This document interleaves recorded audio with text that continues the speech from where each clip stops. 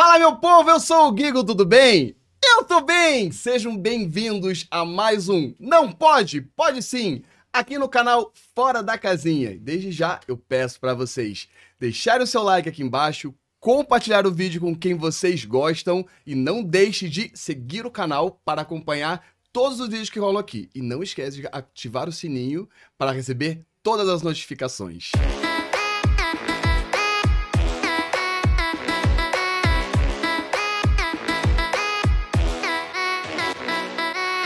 Sendo uma das vozes mais poderosas da comunidade trans no Brasil, a palestrante, atriz, professora, autora e dubladora Maite Schneider trabalha com direitos humanos desde 1990. Só em 2022, ela realizou nada menos que 726 palestras sobre diversidade, somando milhares e milhares no decorrer de toda a sua carreira. Vencedora do Prêmio Viva 2020, recém-vencedora do Prêmio Top do IBEST, maior premiação da internet brasileira, embaixadora do RME, a maior rede de empreendedorismo feminino no Brasil, primeira profissional trans no LinkedIn Top Voice, mais de 2.000 empresas já confiaram no seu trabalho. Cofundadora do Transempregos e Integra Diversidade, fundadora do Somos Diversidade, parte do Comitê Consultivo de Programa Municipal de DST, AIDS e da Frente Parlamentar pelo Direito das Pessoas LGBTQIA+, do Estado de São Paulo, já entrevistada por ninguém menos que Jô Soares. Seja muito bem-vinda, Maite Schneider!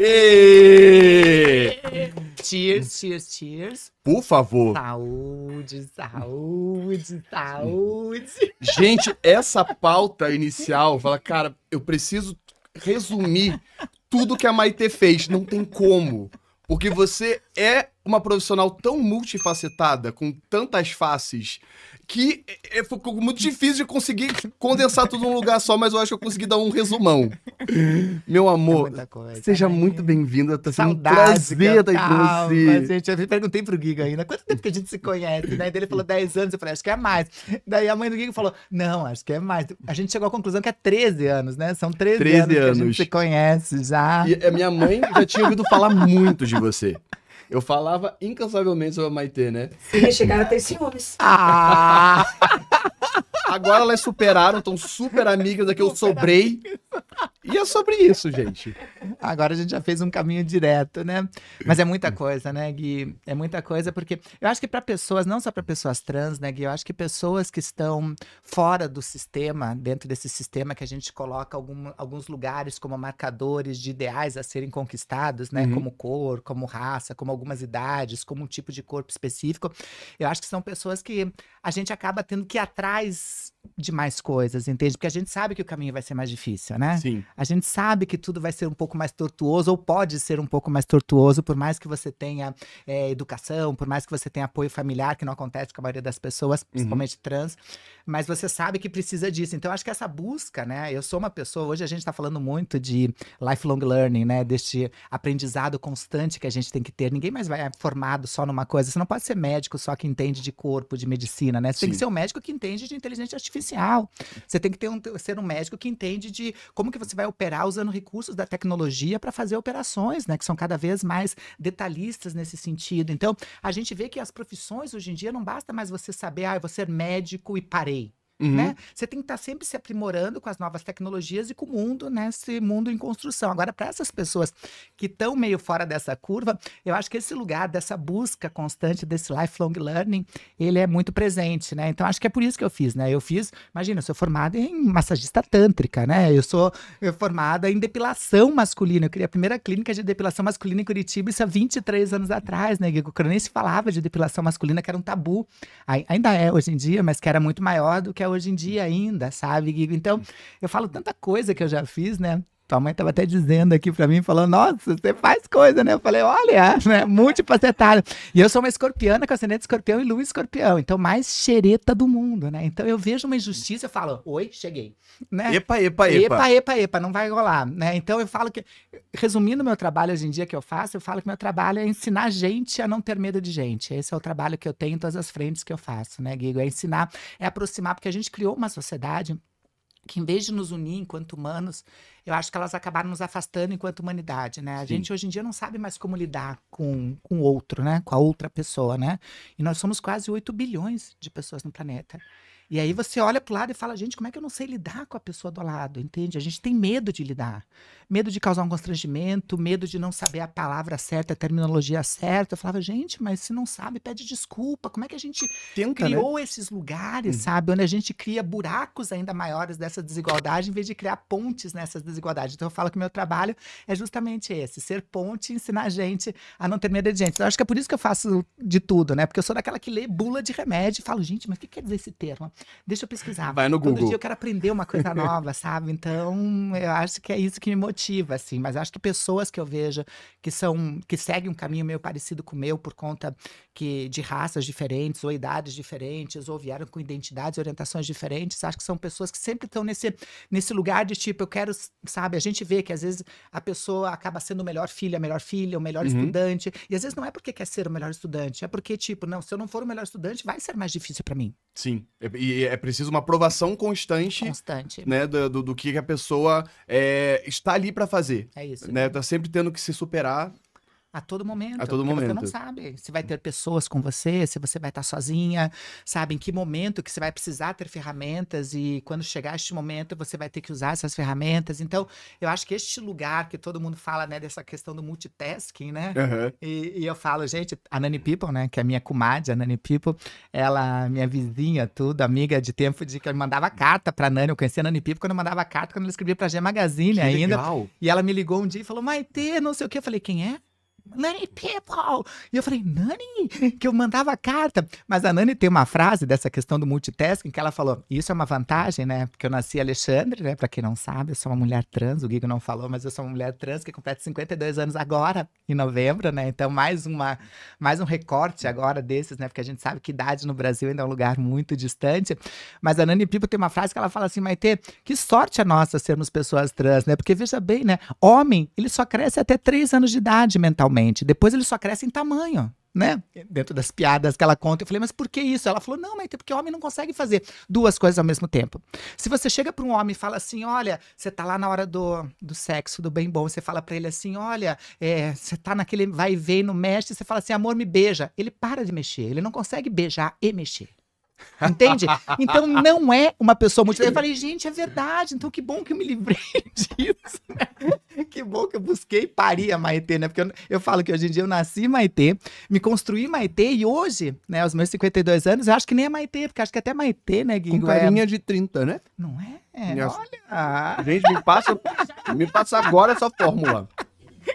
Olha, eu não vou poder passar em público, porque, tipo, né, ela contém informações para maiores de 18, talvez anos ou centímetros, né? A gente não sabe de maiores de 18 o que seria. Mas a Nani fala isso, dessa questão multitask, que eu falo, olha, é verdade, né? Então acho que a gente começa a desenvolver outras, né, soft skills e hard skills, né, outras habilidades, assim, no nosso dia a dia, por conta de sobrevivência mesmo, né? Pra gente, tipo, olha, é isso, se eu não tiver isso, entende? Pra mim vai ser um pouco mais dificultoso, então... Mas eu sou uma pessoa que ama, eu sou muito curiosa, sou xereta, né? Eu quero descobrir, tipo, tem um buraco, eu quero enfiar o dedo, até hoje eu sou dessas coisas, literalmente eu quero enfiar o dedo, né? Eu acho muito incrível que você consegue preservar o lado menina Maitê.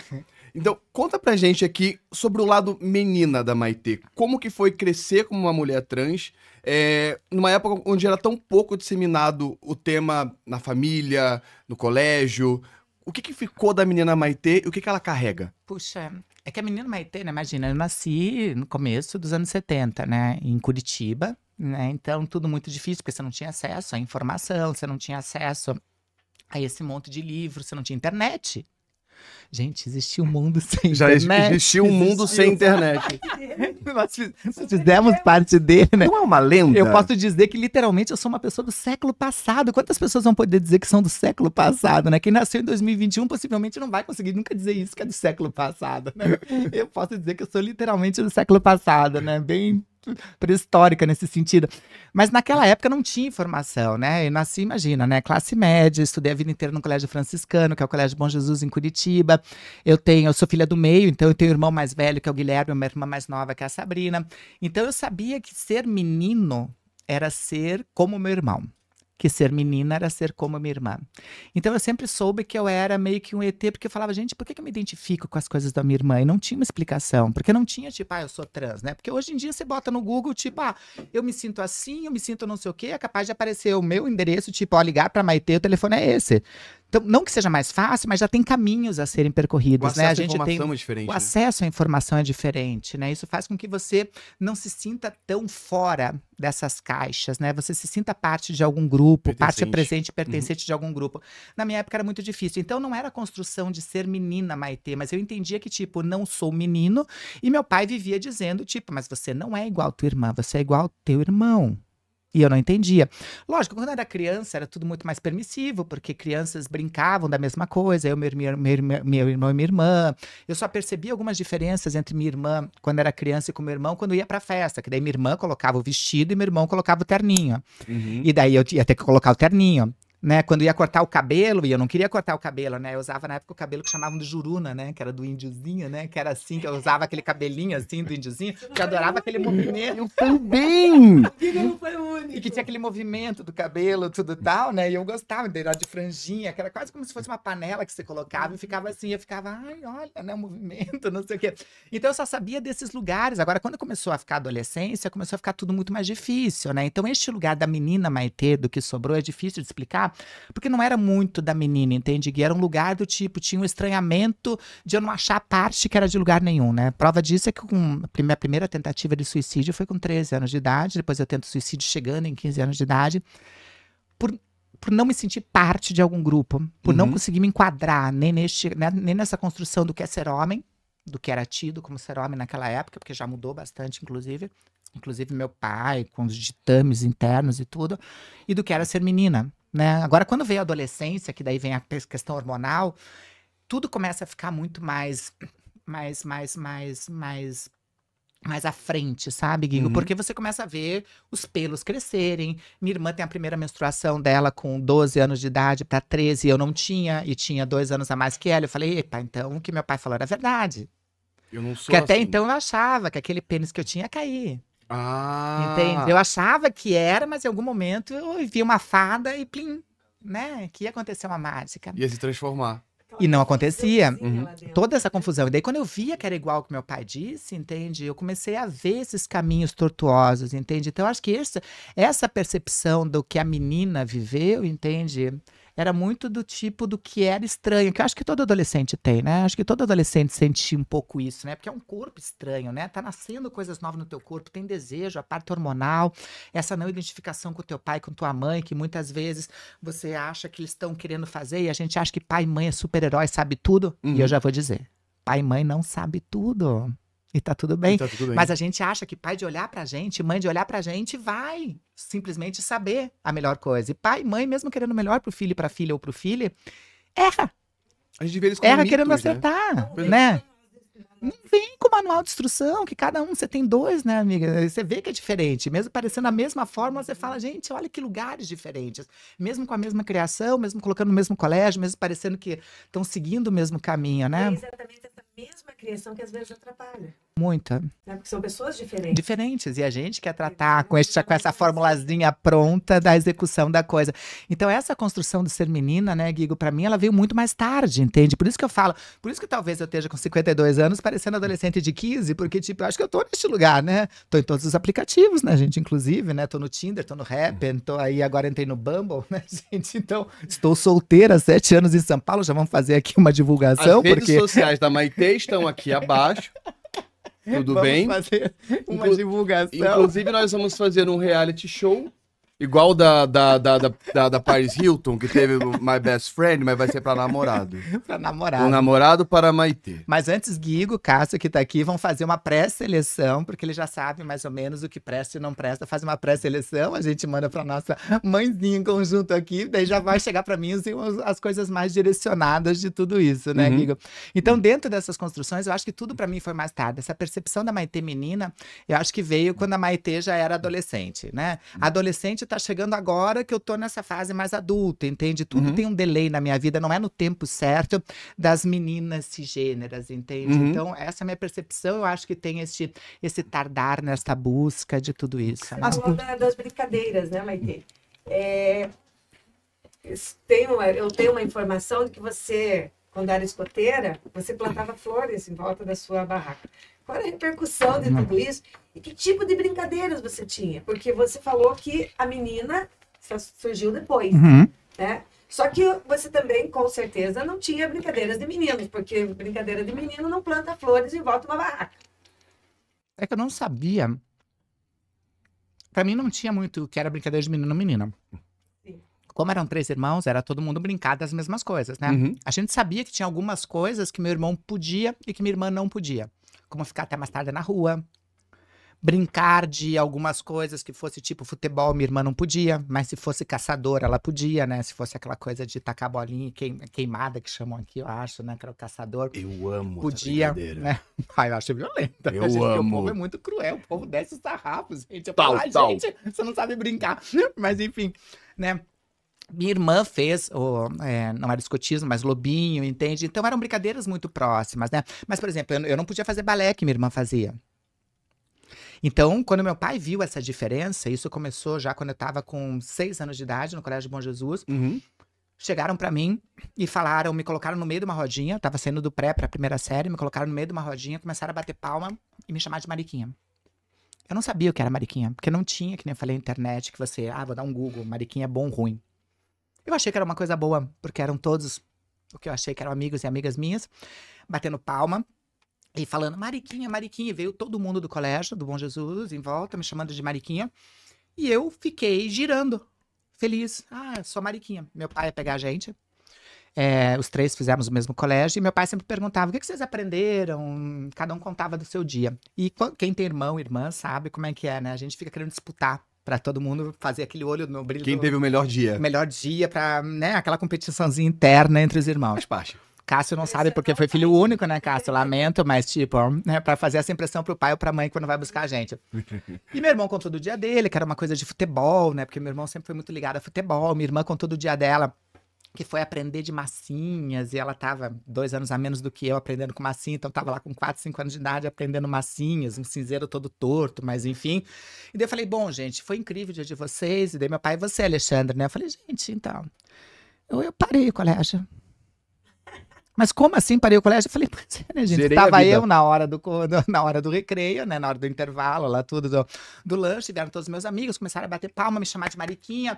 E daí veio a inspetora do colégio, que era a zeladora, a doutora Neuza, a dona Neuza veio, tudo tal, muito braba, e falou, parem com isso, não sei o quê, todo mundo pra sala.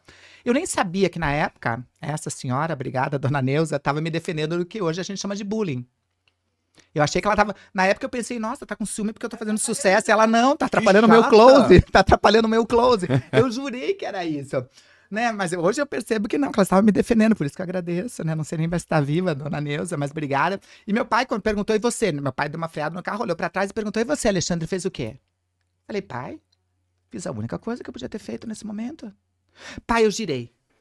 Eu girei muito, pai. Eu girei muito, porque eu sou a Mariquinha do Colégio Bom Jesus. Meu Deus.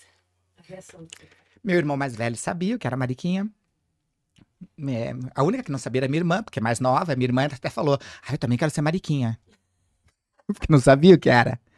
E quando meu pai me explica o que é ser Mariquinha, que eu entendo, né, que ser Mariquinha não era um título. Daí eu não queria voltar pro colégio. Meu pai falou, bom, se já é difícil, se você não voltar sem estudo vai ser pior ainda. Eu volto pro colégio, ele me coloca no judô, me coloca no escotismo, que meu irmão já fazia. Já vi essa E história. falou, E falou assim, olha, se você não quer sofrer na vida, imite o teu irmão. E acho que tá aí, talvez eu tenha pego um pouco do meu lado da atriz, né? Que foi a primeira faculdade que eu fui fazer, né, de atriz. E daí eu falei, talvez seja disso que eu fui fazer FAP e tudo, né? E porque eu queria imitar o meu irmão, só que não dava certo, né? Porque meu irmão, enquanto no escotismo, um queria subir no morro, né? Os meninos queriam escalar, queriam, sabe, fazer aquelas coisas de destrezas, aquelas coisas manuais que mostram força. Eu ficava plantando jardim em volta da barraca. Ninguém queria cuidar da cozinha, porque cozinha era uma coisa tida como feminina. Uhum. E eu ficava areando uma panela, então eu pegava um bombril, eu deixava aquela panela brilhando, sabe? Eu adorava esses afazeres. E aí todo mundo tirava... A pessoa ia entrar, na época era quichute que tinha, né? Que era um tênis com umas garras em volta. E daí chegavam na barraca com aqueles quichutes. Eu falei, não, pode tirar o sapato. Ninguém entra com esse sapato com terra aqui dentro. Porque tinha umas travas em volta, embaixo do quichute. E eu falava, ninguém entra. Daí todo mundo começava a rir. Quando eles começavam a rir, eu começava a chorar.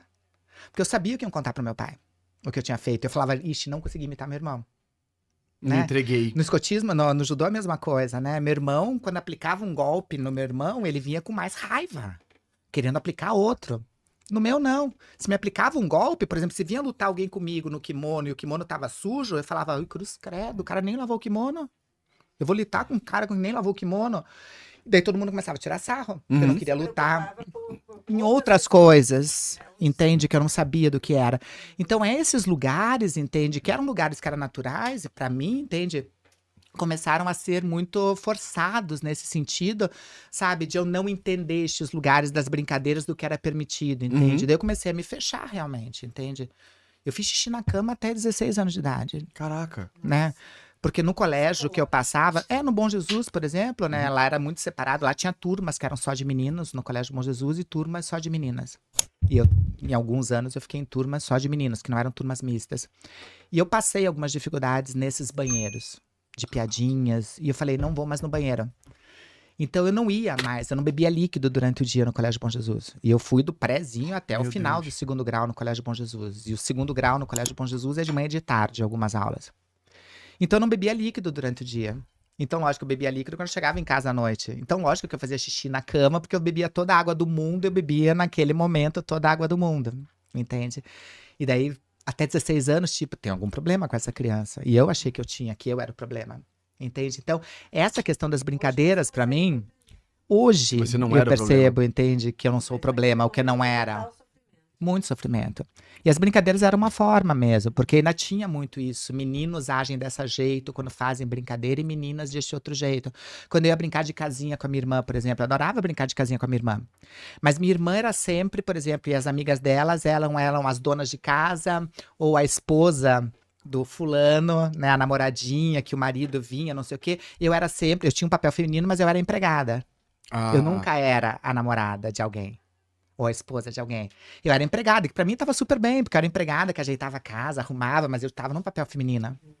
Já te realizava. Já, pra mim, já era uma felicidade. Quando eu ia brincar com meu irmão de carrinho, por exemplo, né? Que meu irmão adorava carrinho, né? Carrinho desses matchbox que a gente falava, e também adorava, na minha época, era Forte Apache, que tinha na época do meu irmão.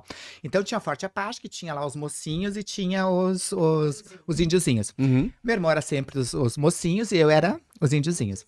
E daí meu irmão chegava e falava, ajeitavam lá o Forte Apache, eu ajeitava lá as ocas que tinha dos índiozinhos lá, das pessoas indígenas, né? Que hoje em dia a gente sabe que é povos originários, né, gente? Então vocês já vão aprendendo como a gente evolui da minha época, né? Não façam mais Não isso. façam mais isso que eu fiz. Mas daí meu irmão chegava e falava, então vamos começar a briga. Eu falava assim, não, capitão, está chegando um convite aí pra você. E meu irmão, mas que convite, Alexandre? Falei, não, está chegando um convite, pega um convite. Daí eu já tinha escrito um bilhetinho, tudo, e mandei um dos meus índiozinhos entregar pra ele. Falou, mas o que é isso? Eu falei, leia, comandante, é um convite, não sei o que, tudo tal. Dele lia e falava assim, mas é um convite de casamento? Eu falei, sim, vai ter um casamento na minha tribo, não sei o que, tudo tal, e vocês estão convidados. Em vez da gente brigar, a gente vai se juntar e a gente vai fazer um universo muito melhor, muito mais junto, todo mundo. Gente. E ele falou, Guilherme, Alexandre, eles não vão em casamento, eles se matam, Alexandre. Eu falei, não, mas a gente pode juntar, o mundo pode ser muito mais lindo, com os mocinhos juntados com os índios, vai ser muito mais colorido. Então não dava certo. Ele falou, não dá pra brincar com você. Você quer casar as pessoas, eles têm que brigar e não sei o quê. Então é isso, que não dava certo, dava ruim. Mas você trazia diversidade, numa época nem se falava de diversidade. Diversidade e harmonia. Era isso, né, amigo? Meu amor, falando um pouquinho sobre a sua carreira. Sim. Você atuou no musical O Príncipe Desencantado. Meu primeiro musical. Ficou em cartaz 3 3 anos. anos. Como é que foi a experiência de trabalhar num musical? Gente, foi tão louco, porque eu estudei... Imagina, né? Eu me formei na FAP, mas antes mesmo de me formar na FAP, eu me formei na FAP como atriz e como diretora teatral, né? Uau! E foi incrível esse período da FAP, mas antes mesmo da FAP eu já tinha trabalhado, eu fui procurar a FAP porque eu já trabalhava e meus amigos e amigas começaram a ser muito desse ramo, né, do teatro. E o pessoal começou a contar. Eu ia, como eu tava na maioria desses amigos, eu ia no Café Teatro lá em Curitiba, ia nesses lugares, e daí todo mundo contava piada, porque segundo Stanislavski, veja a memória afetiva de não sei o quê, e todo mundo, e eu falava, gente, eu ria junto, mas você nem entendeu. Eu falava, gente, mas quem é Stanislavski? Quem é Arthur? Eu falava, gente, não sei quem são essas pessoas. Que é a quarta parede de Brecht, gente. Eu falava, gente, que louca, nem parede tinha, né, gente? Que coisa biruta. Mas daí eu comecei a entender, nem parede tinha. Mas dentro disso, né, Gui, eu comecei a ver que eu precisava me formar e ir atrás disso. Mas e fiz várias peças, né? O grande diretor da minha vida e sempre foi até hoje, né? Que fez meu primeiro monólogo, César Almeida. Te amo, César Almeida, que eu fiz a maioria das minhas peças em Curitiba foram com o César Almeida. Mas eu fui fazer uma peça em Curitiba que se chamava Jesus para Cristo, que é uma peça dirigida por um dos melhores estilistas que tem hoje em Curitiba, que é o Alexandre Linhares, da Raul, junto com a Tiffany e tudo, meus amigos maravilhosos, que fazem meus figurinos de parada até hoje, de todos os momentos importantes. Eu fiz Jesus para Cristo. Quando eu fiz Jesus para Cristo, uma das pessoas que estava assistindo a peça, que é o Fernando Cardoso, lá um super diretor também e ator, chegou, me viu na peça e falou, eu quero trabalhar com você. Dali ele já me levou para trabalhar numa peça do Edson Bueno, né? Que era também um super diretor, Edson, saudade também. E aí começou a minha vida neste lugar. Só que em Curitiba eu nunca consegui fazer, por exemplo, teatro musical, nunca consegui fazer teatro infantil. Alguns ramos eram muito fechados, porque são panelinhas muito fechadas. Foi em São Paulo essa oportunidade, então? Foi em São Paulo que aconteceu o Príncipe Desencantado. Aí quando eu vim para São Paulo, que eu tive essa oportunidade, eu falei... Tanto que eu falei, a pessoa me chamou para fazer um teste, eu fiz o teste, passei, eu falei, mas tem que cantar? É teatro musical. Eu falei... Mas eu acho que eu não canto. E daí eu fui fazer o teste, daí o Héctor Veríssimo, que é um super, né, preparador, enfim, né, diretor também, chegou e falou assim, Maitê, todo mundo canta. É achar o timbre da tua voz. E ele começou a mostrar que era possível para todo mundo. Eu comecei a entender que, tipo, lógico, tem pessoas que têm um talento natural e tem que desenvolve, mas todo mundo pode. Desde que queira desenvolver, desde que ache realmente o seu caminho. Isso foi tão lindo pra mim quando eu comecei a ver. E eu cantava 3 músicas. Eu falava, eu canto. Libertador. Fiquei super feliz que eu canto. Delícia. E foi lindo descobrir. Foi uma festa linda, que era um musical, imagina. Era um musical, Príncipe Desencantado, né? Do Rodrigo Alfer, tudo maravilhoso. Né, que tá vindo com uma festa incrível agora, que já tô contando spoiler do Rodrigo Alfer, né, que ele publicou, tudo. Né, que vai lançar a peça Kinky Boots, né, que vai trazer um musical da Broadway, Kinky Boots, que vai estar rolando aqui, então prepare-se. Mas daí o Rodrigo me colocou na peça, e a história é muito legal, porque era um rei, que no caso era eu, que fugia, então você não via esse rei no começo, você só via uma rainha que tinha perdido um rei, né, e que não sabia que esse rei tinha morrido, o que tinha acontecido, e ele tinha um príncipe, só tinha um filho, ela, e ela queria casar esse filho porque precisava que o filho, né, fosse o futuro rei. E daí começa aquelas coisas que a gente vê em Conto de Fadas, que era uma peça infantil, musical infantil, aquela coisa que a gente vê em Conto de Fadas, que é tipo, procura-se uma rainha para o meu filho, né? Sim. E daí tem baile, tem coisa, cada rainha mostrando seus talentos, enfim, tem rainha roqueira, tem não sei o quê, bem desconstruída. Só que esse rei é gay. Ele vai no karaokê, descobre um outro príncipe lá dentro, e ele fala, não, mas eu sou rei, eu tenho que casar e não sei o quê. Então, já falando da questão de orientação para crianças, e eu sou meio que uma bruxa, que tô sempre em volta. Só que, na verdade, na metade eu tiro a fantasia e eu falo, eu sou um rei, que na verdade eu era rainha. E no final, as duas acabam sendo 2 rainhas e 2 príncipes, entende? Gente. Então fala de identidade deste rei que, na verdade, não abandonou, não morreu. Ele simplesmente precisou se ausentar para descobrir a sua identidade e de um filho descobrindo a sua orientação, entende? Então e os pais muito abraçaram? Lindo. Os pais horrorizados, né? Os pais levavam as crianças horrorizadas, mas os pais olhavam para as crianças, tipo, do lado, e as crianças, tipo... Tanto que no final, né, tinha um selinho entre, tipo, as 2 rainhas, tipo, né, na comemoração final, tudo tal. E daí, quando ia dar os 2 príncipes, todo mundo beija, beija, e todo mundo beija, beija, e os pais.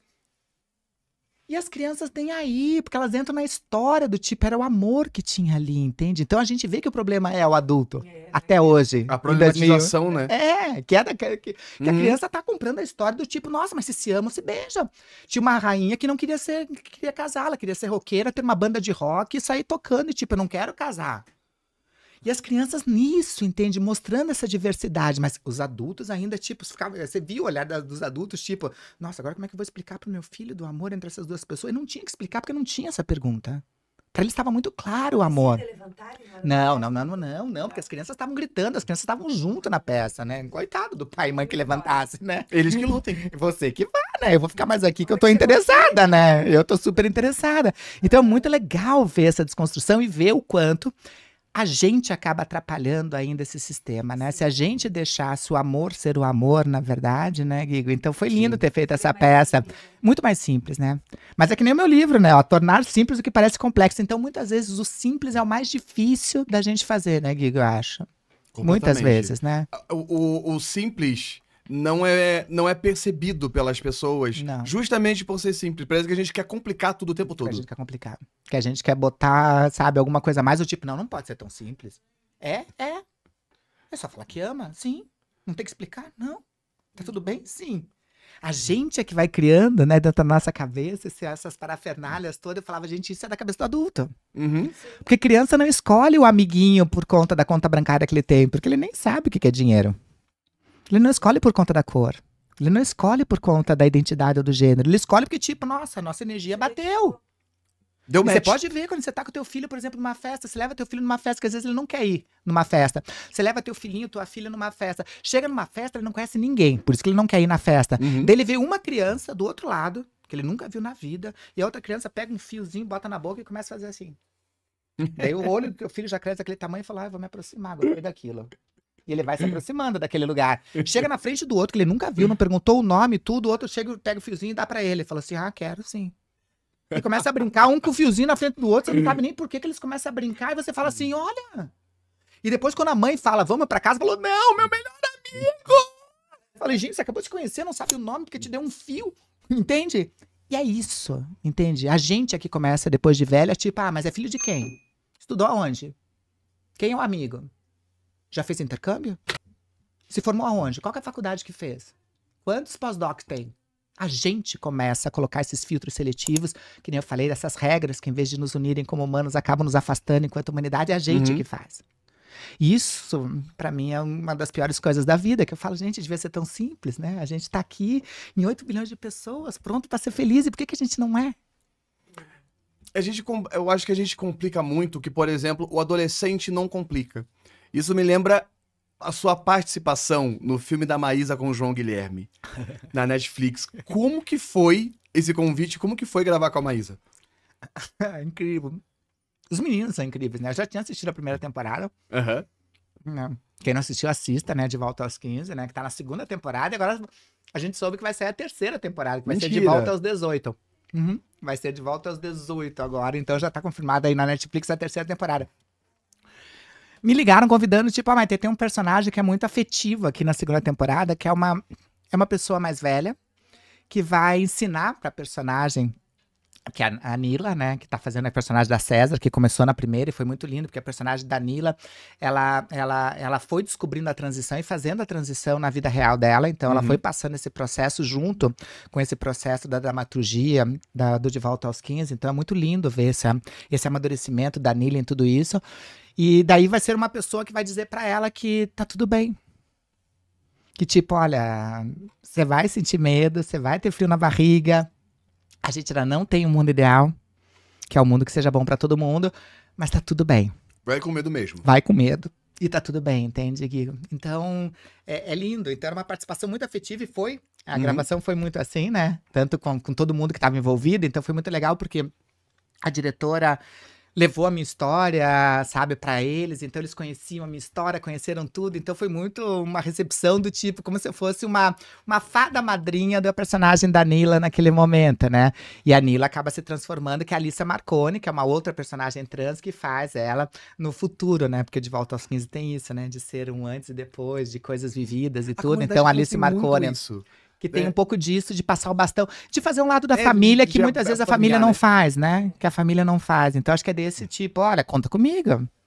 Eu falo que nessa vida eu não gerei crianças, né? Eu tenho 3 sobrinhos, o Gabriel, a Camila e o Kalel, mas tenho vários desses filhos e filhas, né? Que são essas pessoas que falam, nossa, eu te vi numa parada e você falou tal coisa e aquilo, e a pessoa sabe ipsis a frase que eu disse de uma coisa, né? Vou falar nisso.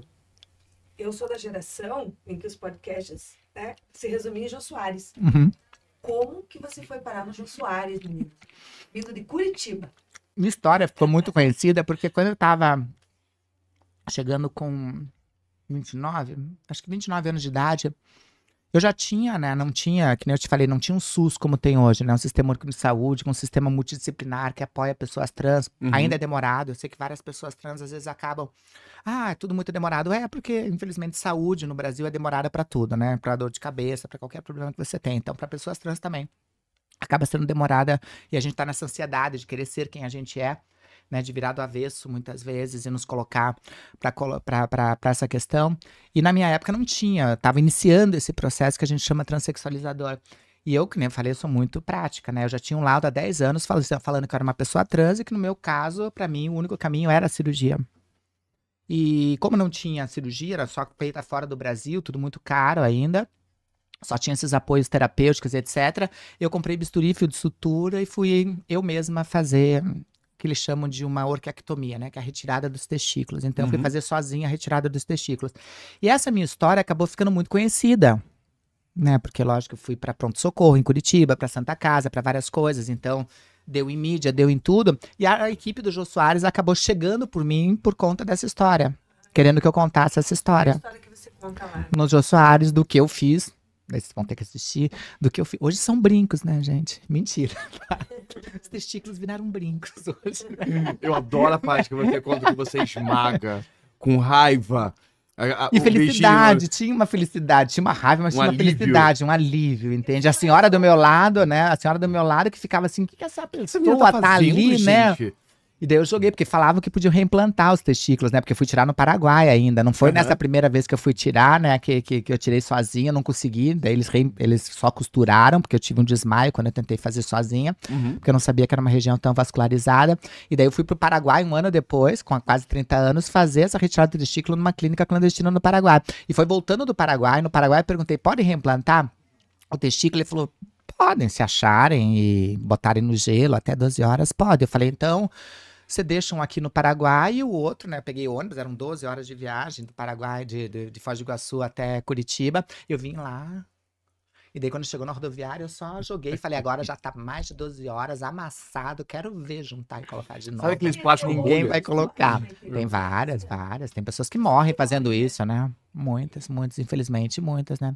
Teve uma recente que me mandou pedindo dinheiro pra uma vaquinha, agora que abriu uma vaquinha porque foi no hospital e também fez a retirada, então ela continua sendo. Eu acho que a disforia mudou bastante, eu acho que a disforia, pra quem não sabe, é quando você tem esse desencontro, né? Essa desarmonia entre aquilo que você é e como você se percebe interiormente, enfim, por conta dessas pressões, opressões, desses condicionamentos sociais.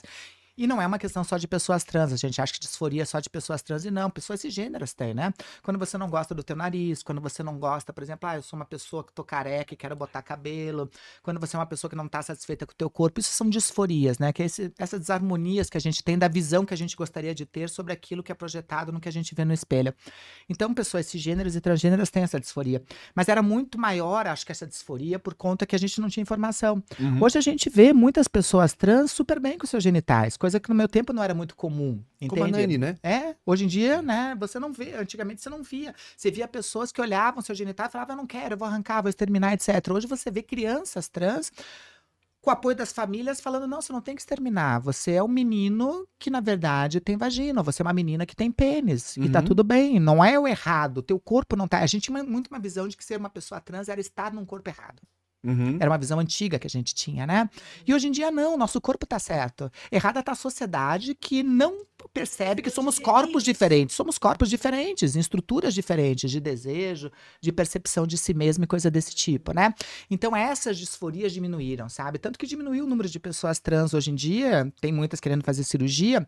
Quando eu falo de cirurgia é readequação genital, de reafirmação de gênero, né? Porque a gente não fala mudança de sexo, tá, gente? Ninguém muda, não tem botãozinho de mudança. Então você não fala mudança de sexo, a gente não fala opção sexual, porque ninguém opta por essa questão, nem nada. Mas quando a gente fala dessa busca, dessa disforia, por exemplo, das pessoas, entende? A gente está falando deste lugar, entende? Desse desconforto. Então, eu acho que até isso diminuiu, entende? Hoje eu vejo pessoas trans super novinhas assim, que estão super bem. Eu me sinto super bem assim, tá tudo bem.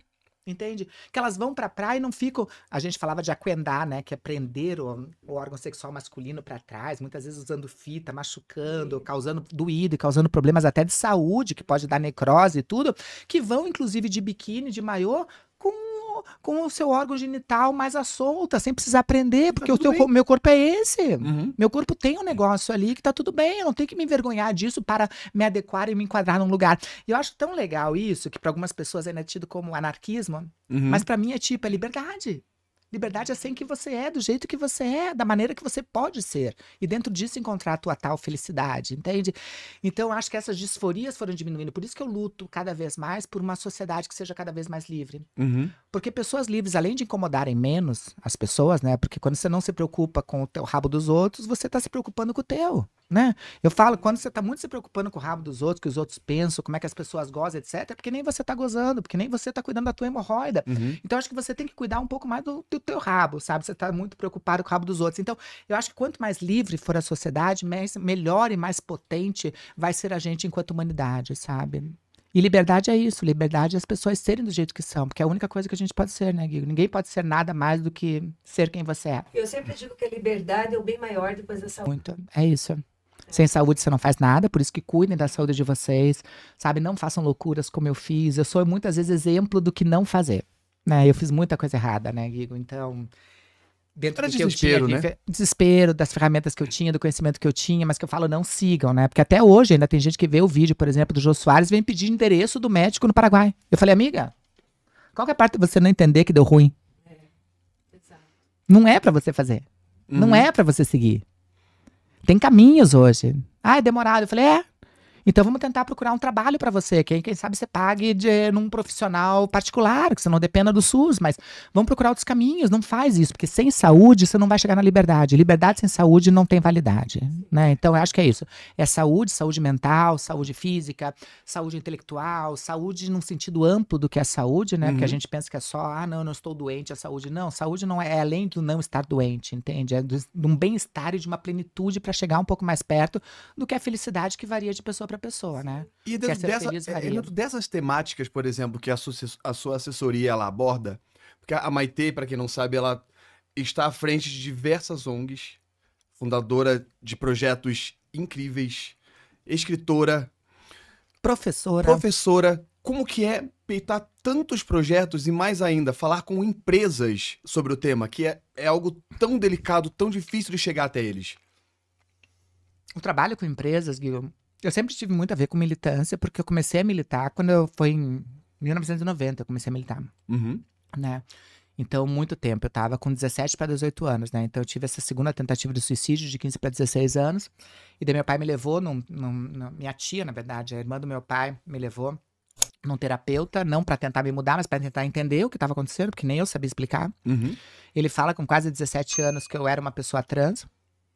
E eu fiquei feliz por um tempo, que ele falou assim, olha, 1 a cada 100 mil é uma pessoa trans. Eu falava, gente, Curitiba deve ter umas 15. Feliz, né? Eu saí na rua olhando, falei, trans? Eu sou especial. Trans? Não, mas sabia que não era a única, sabia que eu tinha um grupo, mesmo não conhecendo que grupo era. Então, eu ali. falava, gente, eu tenho grupo, eu não sou sozinha, não sou louca, não sou um ET. Tem mais igual Né? a mim. Tem mais iguais a mim, pensando ou sentindo como eu penso. Então eu fiquei super feliz nesse encontro, neste momento. E daí eu já comecei, na época eu entrei já no Grupo Dignidade, que é um dos grupos mais antigos que tem lá de militância em Curitiba, né? Que é um dos grupos mais antigos do Brasil de militância de direitos LGBTQ, que é a mais, acho que depois do grupo, tem o grupo do GGB na Bahia, que é o Grupo Gay da Bahia, tem o grupo Arco-Íris do Rio de Janeiro, acho que a terceira ONG fundada no Brasil de direitos LGBTs, que acho que está fazendo também 30 e poucos anos, é o Grupo Dignidade. Eu entrei no Grupo Dignidade primeiro para entender quem eu era. E foi no Grupo Dignidade que eu comecei a conhecer travestis, que eu comecei a conhecer trans e falava, então ser trans é isso, ser travesti é isso. E daí eu comecei a entender que também tinham travestis que eram diferentes e pensavam, não é porque é travesti que é tudo igual. Então existem trans assim, existe, sabe, a diversidade dentro da diversidade. Existe muita essa divergência entre trans e travesti do termo para as pessoas. Tem. Por que existe essa diferenciação do termo para as pessoas? Eu tô às vezes explicar. Pra mim já teve, né? Na minha época, por exemplo, ser travesti era uma pessoa que não queria operar. Na minha época. Né? E transexual era aquela que se operava, né? Porque a gente tinha muito essa visão de que transexual era Roberta Close, a visão da Roberta Close que se operou, etc. E travesti era uma coisa mais Rogéria. Eu sou Astolfo Pinto, eu sou não sei o quê, eu gosto do meu pinto e não sei o quê. A gente tinha muito essa visão. Algumas pessoas categorizavam do tipo, travesti é aquela que vai pra rua e se prostitui, que lia no jornal, né? Travesti matou o cliente, etc. Via muito travesti vinculada geralmente a um aspecto negativo, e transexual era aquela que, tipo, a transexual se formou na faculdade. Parecia que era um grau de evolução entre uma coisa e outra. Não né? era marginalizada. Na meu tempo a gente achava que era meio que um grau evolutivo, né? Se era um gayzinho afeminado ia se descobrir travesti quando tinha coragem, depois de se descobrir, você chegava no grau máximo da evolução, que era fazer a operação e agora eu sou mulher. Entendi. Você achava que era uma escala, e não é, são coisas diferentes. Mas no meu tempo era muito assim, condicionado nisso. Pra mim eu não vejo diferença hoje entre ser uma pessoa travesti e trans. Pra mim é uma questão de identidade mesmo, né? uma identidade política, né?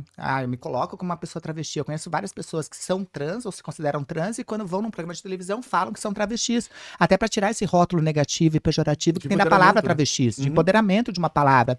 A nossa origem no Brasil, principalmente, é uma origem travesti, né? A nossa ancestralidade é travesti. Transexualidade nasceu muito tempo depois, até por conta desses entendimentos médicos dessa diversidade humana. Mas a nossa ancestralidade é uma ancestralidade travesti.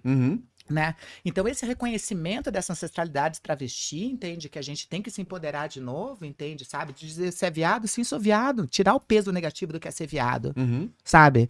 A gente tirar esses lugares e dizer, então eu sou isso e pronto. Cadê a piada disso? E essas meninas sabe? abriram caminho. E são o caminho, sabe? Então, acho que hoje em dia tem muito este lugar, sabe? As pessoas novas, através do não-binarismo, estão num outro lugar que ainda estão tipo, eu sou essa questão do não-binário, que é um outro lugar que também muito movimento social ainda não adquiriu, não aprendeu ainda. Tipo, isso aqui é um modismo.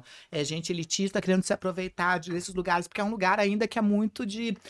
que a gente está conhecendo ainda do não-binarismo, das questões das pessoas agêneras, das questões das pessoas assexuais, entende? Como é que é esse caminho? Então, como ainda está sendo ainda construído, ainda vai ser eu falo que se a gente é 8 milhões de pessoas no planeta, nós somos 8 bilhões de letrinhas. O jeito da Maitê, a identidade minha, a orientação é muito Maitê. É única, né? É única. É como impressão digital que cada pessoa... Pode ter gêmeos univitelinos, gêmeos idênticos, a impressão digital dos dois vai ser diferente. Por mais que você coloque no mesmo colégio, com a mesma roupinha, com o mesmo grupo de amigos, eles vão ser diferentes em alguma coisa. Então, essa diferença que nos torna único, né? A diversidade é a maior igualdade que a gente tem como humanidade, entende? Então, dentro desses conjuntos, eu comecei primeiro lá no Grupo Dignidade, participando dos grupos para aprender quem eu era. E depois que eu aprendi, eu descobri lá dentro o lugar do privilégio, que eu falei assim, nossa, mesmo lá dentro, eu comecei a ver que a grande maioria das pessoas trans não tinha apoio da família. Eu falei, olha como eu sou privilegiada. Comecei a ver que várias pessoas lá dentro, além de trans, eram pretas. E falei, gente, numa sociedade racista, isso é um privilégio. Vi pessoas trans com deficiência. Eu falei, eu não tenho deficiência ainda. Mas eu não tenho deficiência. Eu falei, nossa, que privilegiada eu sou. Que a gente vive num lugar sem acessibilidade, com dificuldade para as pessoas.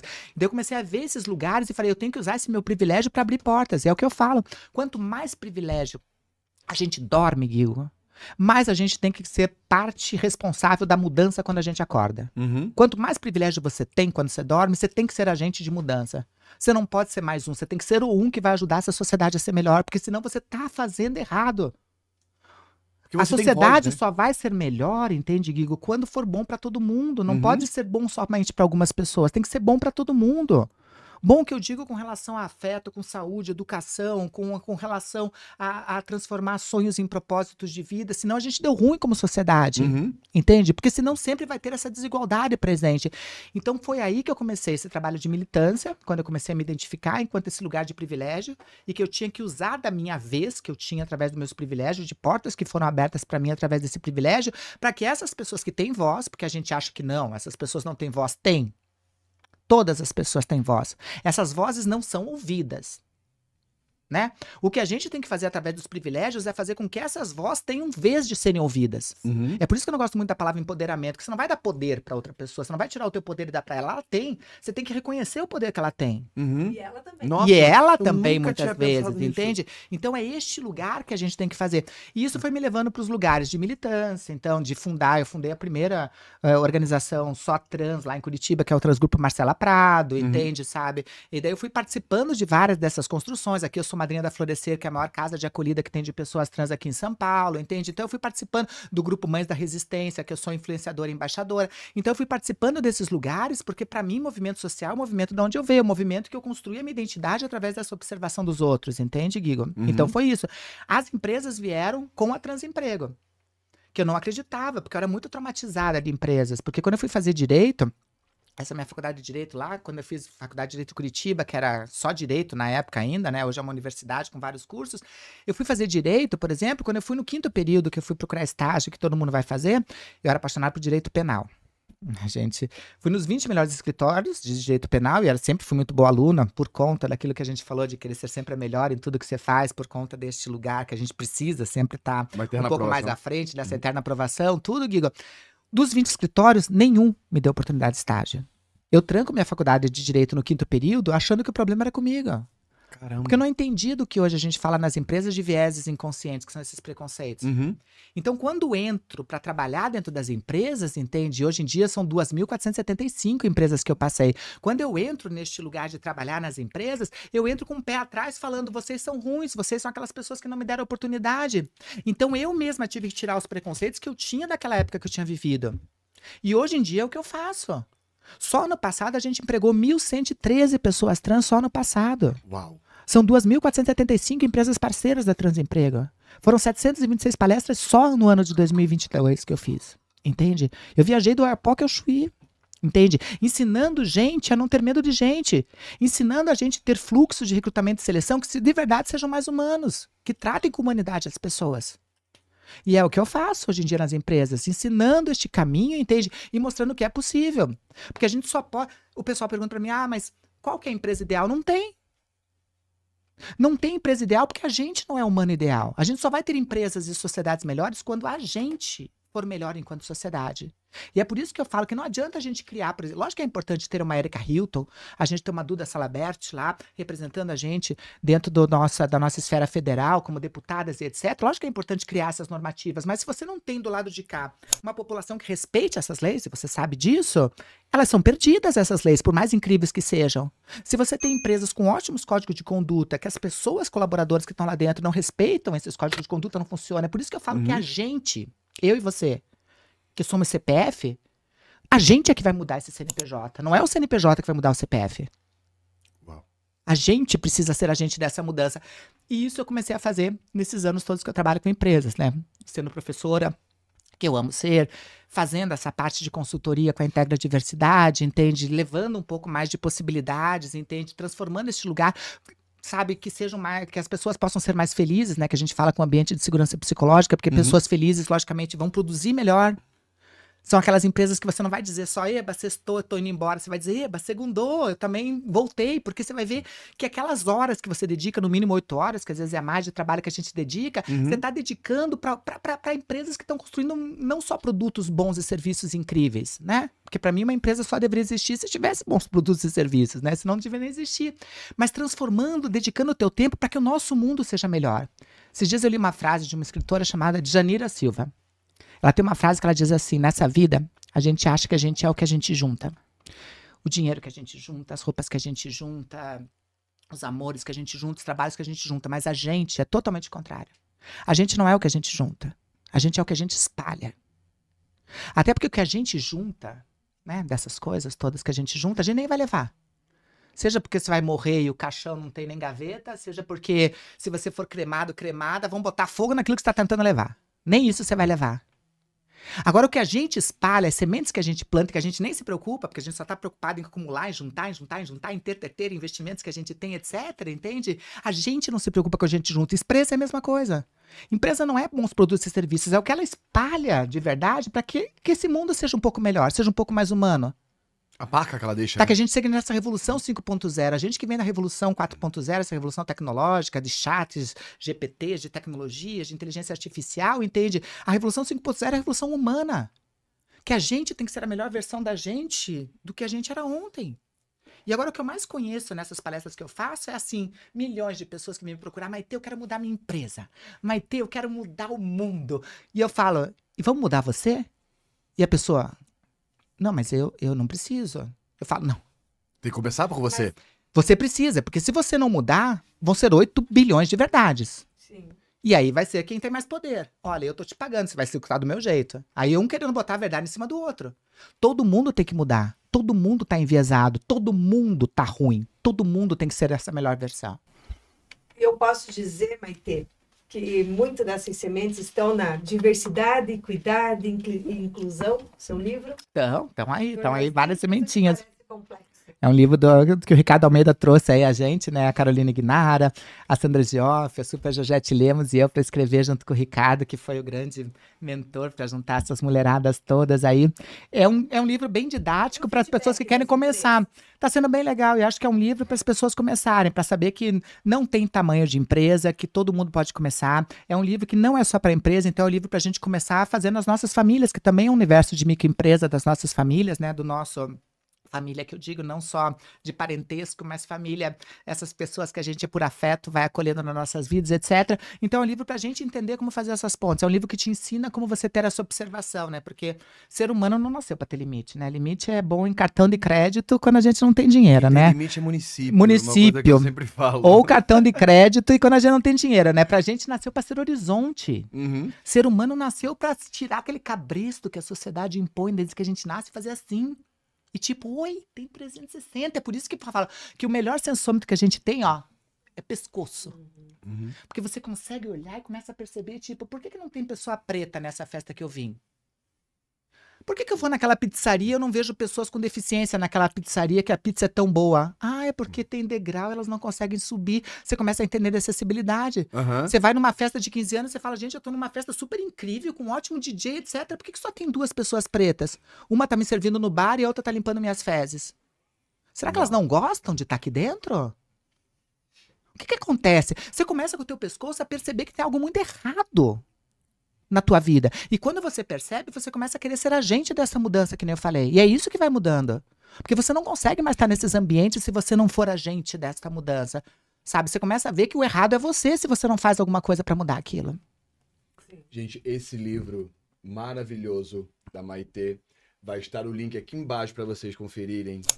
Vale muito a pena. Foi escrito com muito carinho. Foi. A importância desse livro é imensurável, meu amor. Eu acho importante a gente trazer um pouco agora também sobre homofobia e transfobia, que é um ponto um pouco delicado, mas eu acho que a gente vai conseguir trazer ele com leveza. E para isso, hoje, para falar com a gente sobre homofobia e transfobia, a gente vai receber o advogado Arlen Carvalho, que com apenas 21 aninhos de idade, passou na OAB, é especializado pela USP em Direito Civil, busca através dessa área do direito a responsabilização do homofóbico e transfóbico pelos seus atos, sendo advogado responsável pelo processo contra o Estado relacionado ao caso de agressão policial motivada por homofobia, o qual eu fui vítima em março de 2019. Seja muito bem-vindo, meu querido Arlen Carvalho. Eu que agradeço o convite. Muita coisa...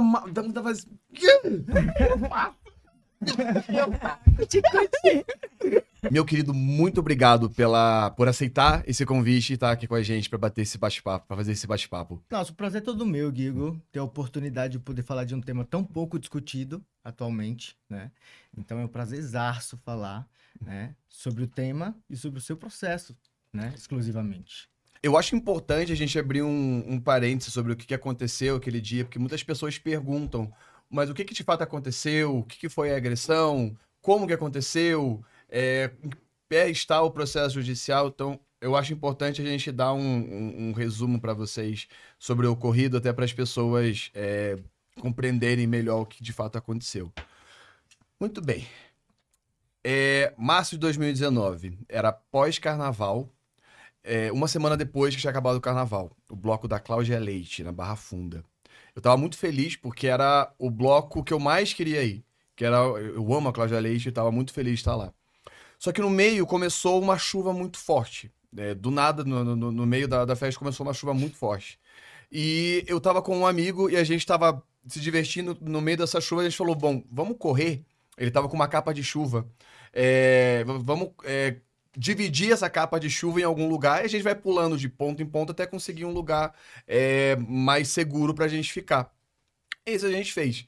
Tá os dois ali agarradinhos na mesma capa de chuva, numa situação até cômica, e a gente enxergou uma marquise com diversos policiais. Eles estavam se protegendo ali da chuva. Falou, olha, é uma ideia interessante, a gente vai estar até mais protegido, né? Porque vai estar com vários policiais à nossa volta. Quando a gente chegou lá, a gente tentou entrar, mas os policiais, eles com um cacetete fizeram assim, empurraram a gente. Tudo bem, ok, a gente não vai entrar... A gente viu ali uma árvore muito próxima, era uma questão assim de 10, 15 metros de distância daquela marquise. Vamos se proteger ali. A gente se protege ali, a gente vai saltando de ponto em ponto até conseguir um lugar bem tranquilo pra gente se proteger da chuva.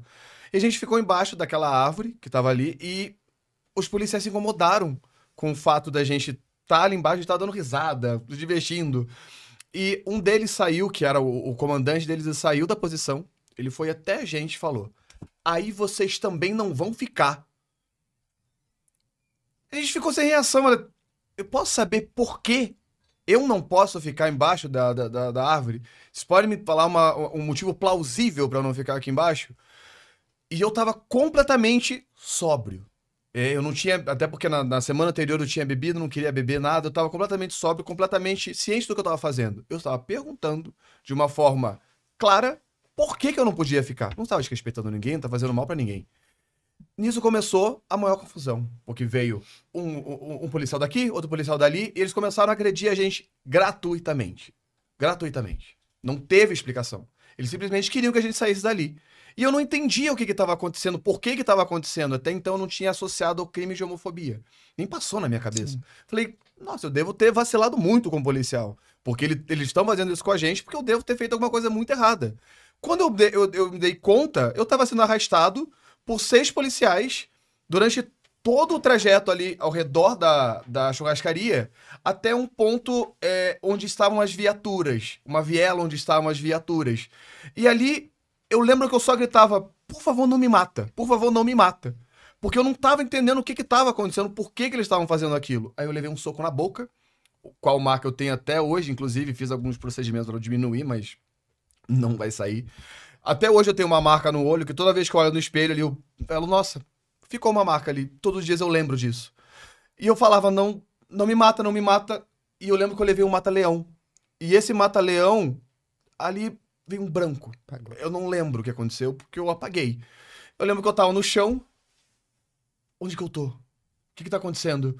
Eu levantei, tava tudo sujo de sangue, não entendendo por quê. Eu posso ir embora agora? Posso, moço? Eu levei um chute na bunda. Falou, agora vai embora. Eu falei, nossa, eu fiz alguma coisa muito errada. Eu devo ter feito alguma coisa muito errada para os policiais terem feito isso comigo. Nesse meio tempo, eu perdido ali no meio da multidão, sem entender nada, com a boca aberta, sangrando, chorando, e eu encontrei meu namorado. E o meu namorado ficou completamente sem reação quando viu aquilo. Na época eu tava com o Saulo, a gente era casado. E o Saulo ficou completamente desnorteado. Ele chegava e perguntava pros policiais, por que vocês fizeram isso com ele? Faz isso comigo! Faz isso comigo! E eles não faziam nada. Aí a gente foi entender depois, eles estavam sendo filmados pelas pessoas já. Eles estavam em evidência porque estavam com câmeras em cima deles. Aí eles não iam fazer nada. Então, nesse momento, o Saulo se revoltou e ele gravou um vídeo que ele postou nos stories. E nisso, o Pedro do Põe na Roda, ele viu o que estava acontecendo, a gente é muito amigo, e ele falou, amigo, eu tô indo pra ir agora. A gente se encontrou, ele falou, você precisa agora ir no médico. Você precisa saber se você não teve nenhum dano no seu cérebro. Falei, então, vamos lá. A gente foi pro médico, a gente tive que costurar minha boca. E dali a gente seguiu pra delegacia. E da delegacia foram horas e horas e horas pra prestar um depoimento que eu não sabia se eu ia conseguir prestar. Porque eles fizeram de tudo pra gente não prestar o depoimento. Eles chegavam e falavam, a gente tem um caso muito grande aqui acontecendo, vou ter que esperar, volta amanhã. Ele falou, se a gente voltar amanhã, a gente não vai voltar. Não adianta a gente falar, porque a gente vai ficar cansado, a gente vai falar, não adianta, não tem como. A gente dormiu na delegacia. Eu, Pedro, Paulo, Saulo. E ficamos por quase até amanhã. Na parte da manhã, a gente prestou a queixa e dali a gente seguiu pro ML para fazer exame de corpo de delito. Foram dezenas de marcas que foram encontradas em mim, de cacetetes. Tem as fotos, né, no Instagram mostrando isso. Nas minhas costas, no peito, o rosto, e isso foi tudo laudado. Disso, a gente precisava disso porque a gente já pretendia fazer justiça com esse caso. Não poderia deixar isso calado. Eu falei, a gente precisa fazer um escândalo com isso. E eu peguei as fotos que a gente tirou pra mandar pros amigos do que tinha acontecido. Falei, eu vou escrever tudo o que aconteceu nas redes sociais e a gente vai fazer um barulho com isso. A postagem, ela ganhou proporções gigantescas. chegou na Pablo Vittar, a Cláudia Leite me ligou para saber se eu estava bem, se eu estava amparado, se a minha família estava cuidando de mim. Ela chorou no telefone comigo, falando, meu Deus, que bom que você tá bem. Eu não sei como que a Cláudia Leite conseguiu o meu número. E eu ficava assim, sem reação, emocionado de estar acontecendo, e ao mesmo tempo, cara, eu sobrevivi a isso por muita sorte. Eu sobrevivi porque estava claro, porque os policiais estavam provavelmente com receio de fazer alguma coisa ali e criar alguma situação maior, e porque eu era branco. Eu sei que isso não teria sido o mesmo fim se tivesse sido com um menino preto. Eu sei que teria sido completamente outro caminho. As pessoas iam olhar com outro olhar. Eu cheguei, eu li nas redes sociais as pessoas, tipo, eu vi ele roubando. Ele roubou o sapato da minha... Eu nunca mais esqueci disso. Ele roubou o sapato da minha filha. Eu nem sei quem é sua filha, moço. Eu tô aqui falando sobre o que aconteceu comigo. Você imagina se eu não estivesse dentro desse arquétipo que tem que fazer um escândalo mesmo. Se a gente não faz um escândalo, a gente que tem todas as possibilidades de fazer um escândalo, a coisa não muda, a coisa não anda. Então, dentro desse universo, dentro dessa lógica, a gente fez de tudo para tornar o caso mais público possível. E você levou sorte pelo Fantástico também, né? É esse ponto agora que eu queria entrar. Como que quem conseguiu a questão do Fantástico foi a minha mãe. Como que foi a questão do Fantástico? Primeiro, deixa eu me recompor. Cada vez que conta essa história é bastante difícil. Porque eu procurei o Fantástico. O Fantástico não, eu procurei um repórter, um amigo meu, o André Salamucha. Beijão, André. E lá de Ponta Grossa. E ele... contando para ele e como que poderíamos divulgar, né? Mas não me passou pela cabeça que tivesse alguma imagem na época. E ele prontamente já buscou acesso aqui em São Paulo. E quando ele acessou, por acaso, se descobriu que tinham imagens. E que naquele mesmo domingo iriam sair aquelas imagens, logicamente que pela força do André. A gente descobriu que tinha as imagens na hora que eles chegaram lá em casa. A gente não sabia que o repórter tinha, que o cinegrafista tinha imagens que eram minhas. Ah, sim. Ele descobriu lá na hora. Ah, tá. Então, eles foram entrevistar por intermédio do André. Sem saber Mas que tinha daí, imagens. depois, descobriram as imagens, tá. E daí, o que eu tenho a dizer, gente, é que se eu tivesse visto aquelas imagens sem saber que o Guigo estava vivo, eu teria me desesperado muito mais. Porque a impressão que dava é que estavam levando ele para o mato, para trás do mato lá, Pra longe da vista das pessoas, né? Uns arbustos, né? Para matar. E, infelizmente, se fosse uma situação assim de um garoto preto, ele teria sido morto, com toda certeza. Não sei até por que pouparam, mas eu acredito que a gente acredita que tenha sido por isso, que pouparam a vida dele. Porque eles foram dispostos, eles foram dispostos a apagar o Guilherme. Né? Detalhe, eles não pegaram identidade, porque o correto, né? Se você fez alguma coisa errada, eles pegam sua identidade, eles colocam ali no sistema deles. Nada. Ninguém sabia nem meu nome, nada. Não. Foi completamente fora do procedimento, né? Não, exatamente. Independente de qualquer coisa, né? O ato de você repudiar um tipo de agressão tem que ser proporcional ao dano. Se você causou algum tipo de dano, né? A forma que a polícia militar deveria agir deveria ser proporcional ao dano que você causou. Entende? Então, se você está embaixo de uma árvore e você questiona um policial militar o porquê que você não pode ficar ali embaixo da árvore e ele te agride, e pior que isso, ele te leva para um lugar escondido, né, longe da visão de todas as pessoas, né, para poder te agredir, isso já demonstra uma desproporção, né, independente da sua orientação sexual. Então, só esse ponto já é suficientemente claro para demonstrar que houve aí um excesso da polícia militar. Ponto. Né? E aí o interessante é que essa questão sua, Guigo, chegou para mim de uma forma muito informal, porque eu estava com você, já era seu amigo, Uhum. né? Estava com você ali, né, no ambiente, numa oportunidade, e aí você me questionou a respeito da situação, né? Você falou, estava conversando da morosidade que tudo isso, né, estava se tornando Cansativo. cansativo, que nada ia para frente e eu parei para pensar, eu falei, poxa, o judiciário e os setores administrativos realmente são morosos, mas não a esse ponto, né? Então tem alguma coisa realmente que está muito errada, né? E ao pesquisar a situação, eu percebi que a mesma instituição, né, que causou o dano era a instituição que estava investigando. E, obviamente, né, que se é a mesma instituição, vai arquivar o caso e vai colocar a culpa Na vítima. na vítima. Isso é muito óbvio. E isso aconteceu com a ratificação do Ministério Público, o que é muito pior, né? E aí, naquela oportunidade, eu falei, Guigo, sinto muito, mas eu acho que você precisa judicializar. E quando eu falo judicializar, é levar para alguém que seja imparcial. Porque eu não posso dar o direito, né, ao agressor de decidir sobre o dano que me foi causado.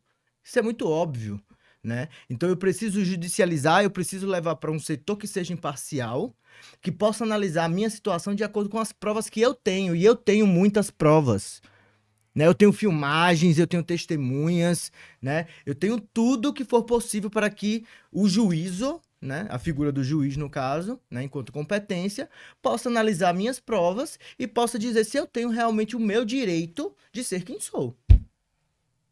Então esse foi o principal cerne da questão, sabe?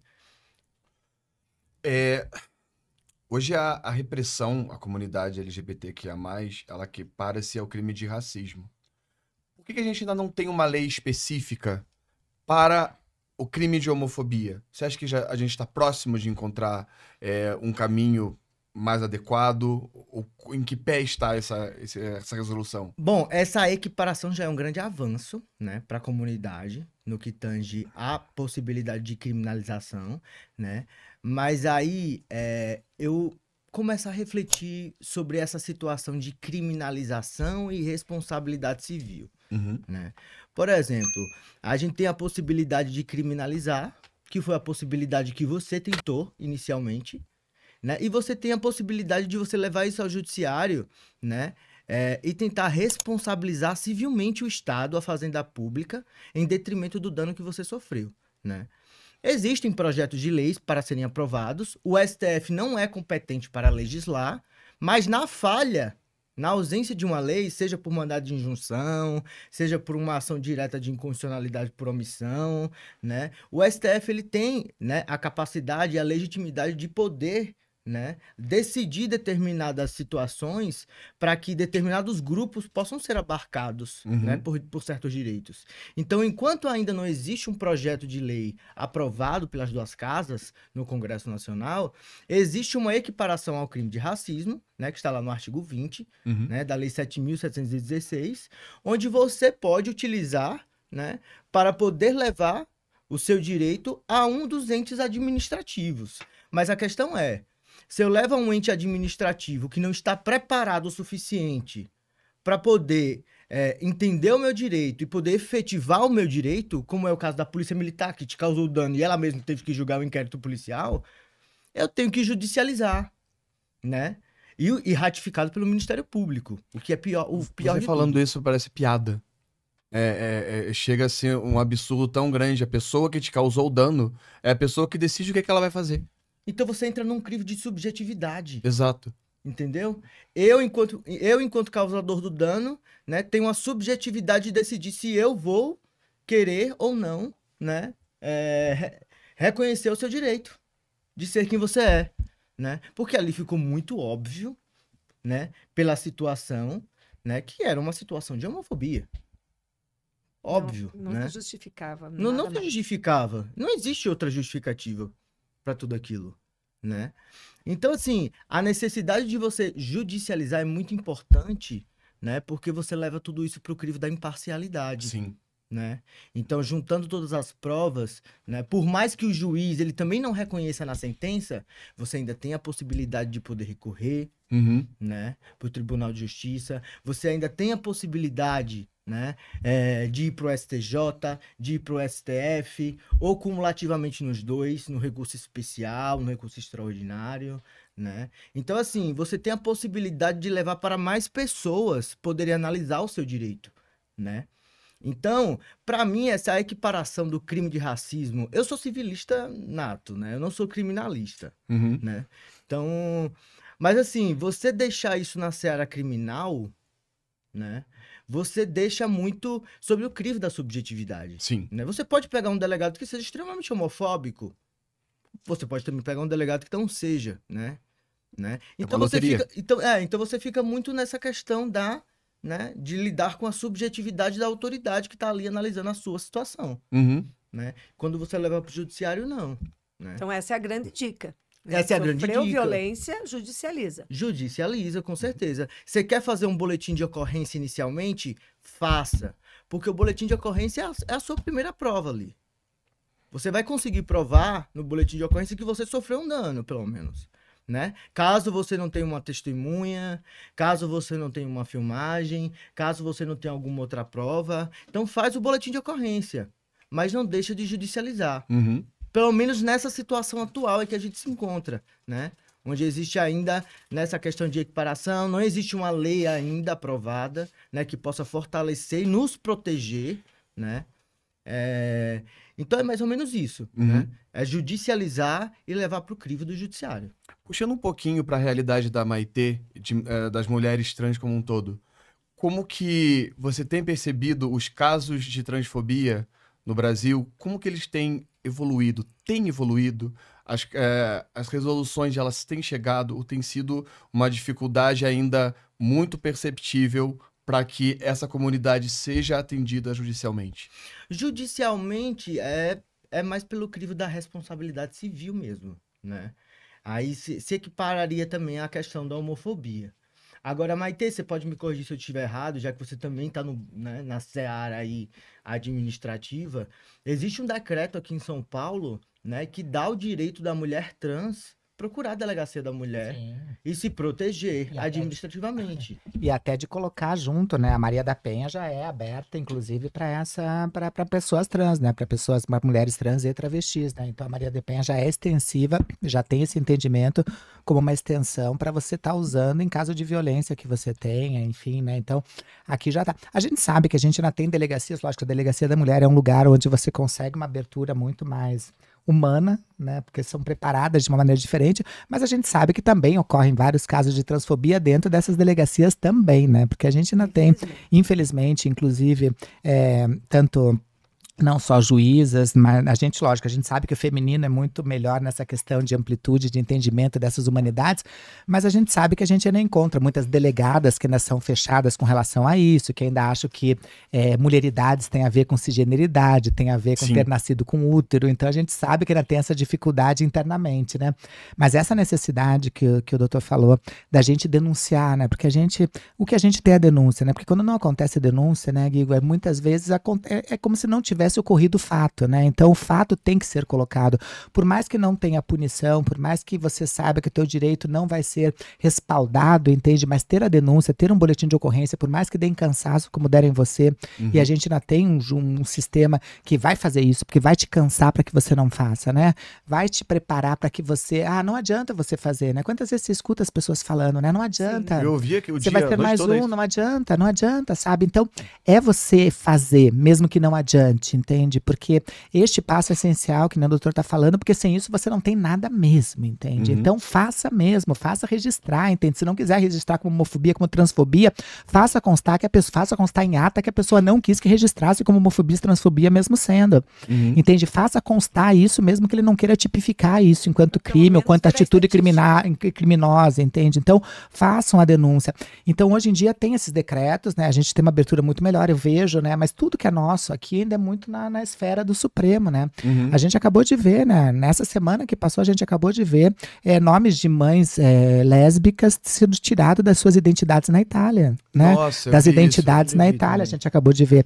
Então, os nossos direitos, não pense que é muito diferente, né? Isso está acontecendo na Rússia, está acontecendo nos Estados Unidos, está acontecendo não só em países que a gente pensa de tradição africana ou de tradição de religiões diferentes e muito diferentes da nossa, etc., né? E, enfim, de países que têm outras vertentes, né? Onde 40% dos países ainda ser uma pessoa de identidades e orientações diversas é pena de morte, né? Então, aqui a gente fugiu há pouco tempo disso, mas a gente estava saindo para um caminho desse fascismo, desse novo nazismo, de todo esse lugar, entende? Uhum. Então é importante que a gente reconheça isso, porque os nossos direitos aqui no Brasil ainda são reconhecidos através de jurisprudências ou formas de apoio do Supremo. Sim. Trocou-se o Supremo, muda-se a legislatura. A gente não está no corpo da lei. Apesar da gente ter uma Constituição cidadã, que é a Constituição de 88, que é linda, né? Uhum. É uma Constituição. Se você ler a nossa Constituição, ela é maravilhosa, né? No artigo 5º, no caput da nossa Constituição, diz lá: todos são iguais perante a lei, sem discriminação de blá blá blá, Uma e teoria várias linda, coisas. né? A teoria é linda.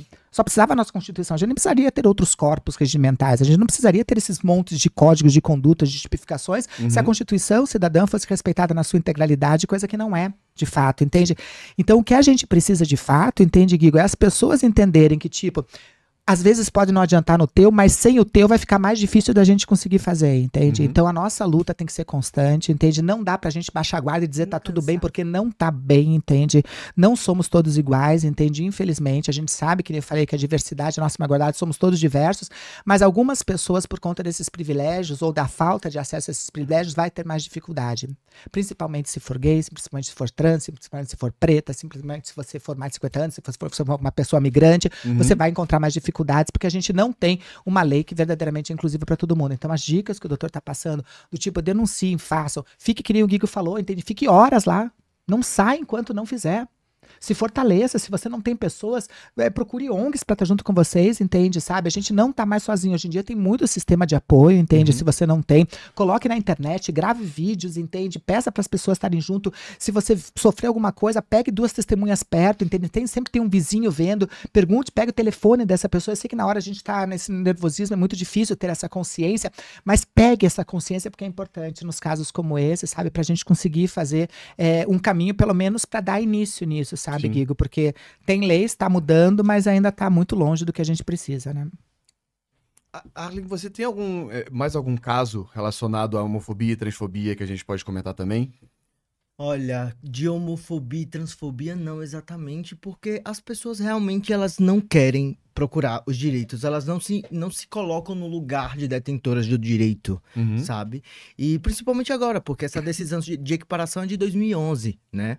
A gente sabe que, a Maite pode até me corrigir se eu estiver errado, na década de 80, por exemplo, na ditadura militar, os policiais iriam até os bares, né? Até as casas de dança. Se você não tivesse uma carteira registrada, por exemplo... Stonewall, né? Você ia preso, ia pra delegacia, enfim. Então a gente já nasce numa sociedade que é extremamente preconceituosa, né? E isso faz com que as pessoas cresçam com essa ideia de que elas não possuem direitos, de que elas não podem efetivar os seus direitos, e podem sim. Por exemplo, no seu caso, se a gente consegue uma sentença de procedência, a gente consegue um precedente judicial, né? Que inclusive pode ser utilizado por outras pessoas que passem pela mesma situação que você, né? A gente sabe que um processo, ele tem um efeito interpartes, né? Ou seja, né, se você está ajuizando uma ação contra a fazenda pública, né, o efeito daquela sentença, teoricamente, vai ser para você e a fazenda pública, né? Salvo raríssimos casos onde você pode levar para o STF, né? E pode ter o que a gente chama no direito de transcendência dos motivos da sentença, né? Que é algo bem técnico, enfim, né? Mas via de regra é para você, né? E para a fazenda pública. Mas nada me impede que, se eu, Arlen, sofrer um caso de homofobia, eu posso utilizar aquela sentença e os fundamentos daquela sentença para dizer, opa, determinada juíza decidiu num caso similar. Já tem uma base, né? Exatamente. Faz uma analogia, né? Já tem um histórico de casos. Exatamente. Perfeito. Exatamente. Então isso cria um precedente, entendeu? Então é extremamente importante você validar o seu direito de ser quem você é no judiciário. Mas veja que grave o que você colocou, que são poucos casos, né, que você diz que não desconhece nesse momento, e nós sabemos que diariamente essa população sofre ataques, sofre violência. Isso só se comprova o quanto não se busca essa judicialização, né? Exatamente. Muito sério. Exatamente. E como que ficou o teu caso, afinal? No caso, ele tá em julgamento. Não julgamento, né? Ele tá... Seu O caso, processo? seu caso, então, né? Seu caso começou no administrativo, simplesmente arquivaram um inquérito policial, né? O Ministério Público ratificou. Eu falei para ele, não, a gente precisa judicializar isso aqui, né? Então eu judicializei, a juíza recebeu a petição inicial, pediu para que a Fazenda Pública se manifestasse, e a Fazenda Pública se manifestou, não se relatando a um caso de racismo, né? E nem a de lesão corporal. E nem a desproporcionalidade da atuação do MP em relação, né, ao seu dano, né? Simplesmente falou que não era caso de indenização e nem de responsabilidade civil. Ponto. Seria o quê, então? Nada. Seria um caso de improcedência da ação. Desobediência. Diante de filmagens, Mandei mal, né? diante de filmagens, diante de fotos apresentadas, né? E aí a juíza foi, né, me pediu para apresentar a réplica. Eu, obviamente, né, refutei todos os pontos ali da Fazenda Pública, né? E aí a juíza me questionou a respeito dos danos estéticos. Vamos lá. Você teve um dano estético em 2019 e a gente tá em 2023. Você é uma figura pública. Você acha que você não vai querer reparar o dano estético que você teve? É óbvio que você vai querer reparar. E mesmo assim ela insistiu em querer que, né, a gente levasse você até um perito para fazer a análise dos danos estéticos, né? Eu falei, não, a gente não vai levar porque não existe dano estético mais, não naquela proporção que eu te apresentei, né? A gente tá falando aí de um lapso temporal de anos, né? Qualquer pessoa vai tentar, se tiver condições, obviamente, tentar reparar o dano estético que sofreu, né? E aí a gente apresentou o laudo, né, do seu dermatologista, né, para tentar comprovar documentalmente, né, a situação que você sofreu de dano estético, né? Ela, então, voltou atrás em relação a essa prova, mas a gente começou a entrar na fase de instrução probatória, né, que é a fase de instrução processual, onde serão ouvidas testemunhas, né, que é toda aquela coisa que a gente conversou, né, que vai ser marcada uma audiência, né, onde provavelmente vai ser por videoconferência, né, nova moda do judiciário depois da Covid-19, e vão ser ouvidas testemunhas. E como que você se sente, assim, depois... 2019 a gente, né, a gente tá falando aí de 4 anos, né, quase 4 anos ou 4 anos. Como que você se sente com essa falta de apoio, com este nada, com essa coisa cansativa? Como que você se sente como pessoa, assim, depois de tudo isso? Você se arrepende de ter feito um processo? Você não se arrepende? Você acha que faltou alguma coisa? Como é que tá você, Gui? Eu não me arrependo de ter feito o barulho que eu fiz com esse caso.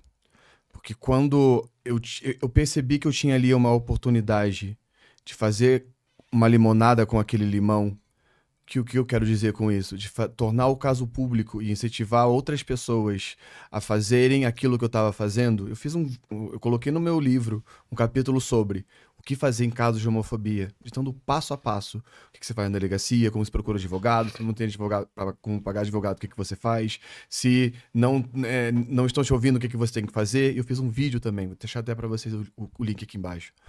Eu me sinto com um dever cumprido com relação à sociedade, de não permitir me calar, não deixar que as pessoas me calassem, não permitir que a injustiça me tirasse a voz, porque a única coisa que eu tinha ali naquele momento era a minha voz, era fazer o maior barulho que eu poderia fazer com aquele caso e tornar aquilo público. Então, tá sendo difícil, tá sendo demorado, mas tá andando, tá sendo feito, porque se a gente simplesmente para e fala, não, é muito cansativo, a gente nunca vai chegar em lugar nenhum. A gente nunca chega. É cansativo. Viver é cansativo. Viver dói. A vida dói. Os traumas que a gente carrega, eles ficam marcados. A gente carrega isso toda a vida. Você tem mais medo hoje em dia de ir num lugar, por exemplo, num show desses e saber que algo pode acontecer, independente de qualquer coisa? Hoje em dia você tem um pouco disso. Eu passo por um policial e fico com medo. Até hoje. Até hoje eu falo, nossa, me arrepia. Eu fico com medo de quem estaria ali para me defender. O que é um absurdo, porque minutos antes eu pensei, vou ficar próximo de um policial, vai me defender, que é o que aconteceu a vida inteira. Eu jamais poderia imaginar que o sistema se voltaria contra mim, porque eu estava me protegendo da chuva embaixo da árvore. Não, não porque você estava se protegendo da chuva embaixo da árvore, Ao porque meu várias ver ali. outras pessoas, né? Ao meu ver, ali. Estavam ali. É por você ser homossexual. Só que uma coisa que me deixou muito triste na época é que ele tomou essa decisão de deixar a coisa grande, né? Até para incentivar outras pessoas, né? E muitos casos surgiram, muitas denúncias surgiram, né? No canal. Mas o que nós ouvimos é que ele estava tentando tirar proveito para se promover.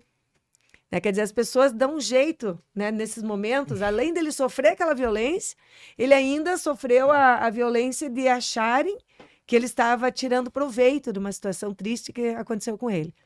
Sendo que era totalmente o contrário. Ele estava precisando... muito, né? No nosso meio isso é muito forte, né? que Aconteceu com ele- o Pedro, que foi citado aqui na HMC, aconteceu com o Pedro do Põe na Roda, no caso, infelizmente, do falecimento do marido, entende? Aconteceu quando vai expor. Então, infelizmente, né, pessoas trans, pessoas LGBTs não estão... A gente vê pessoas trans e LGBTs